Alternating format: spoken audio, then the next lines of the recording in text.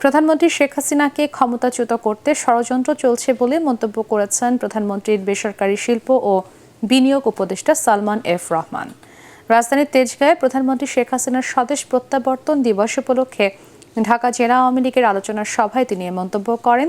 তিনি আরও বলেন, ষড়যন্ত্র মোকাবেলা করে দেশকে এগিয়ে নিচ্ছেন শেখ হাসিনা। এজন্য শেখ হাসিনার হাতকে শক্তিশালী করতে আওয়ামী লীগকে সবসময় ঐক্যবদ্ধ থাকতে হবে। অনুষ্ঠানে আওয়ামী লীগের সভাপতিমণ্ডলীর সদস্য অ্যাডভোকেট কামরুল ইসলাম বলেন, জিয়াউর রহমান বা এরশাদের মতো সরকার পতন এখন আর সম্ভব নয়। তাই বিএনপিকে আন্দোলন না করে নির্বাচনে আসার পরামর্শ দেন তিনি। আমার বাবার সেই স্বপ্নটাকে প্রতিমন্ত্রী ষড়যন্ত্রগুলি কিন্তু শেষ হয় নাই।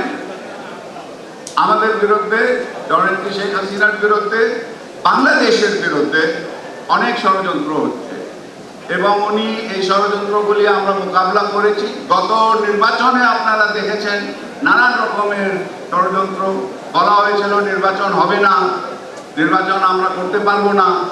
সেটাও কিন্তু ওনার নেতৃত্বে আমরা ইনশাল্লাহ এটা করতে পেরেছি এবং এই ষড়যন্ত্রগুলি মোকাবিলা করার জন্য আমাদের সকলকে ঐক্যবদ্ধ হইতে হবে।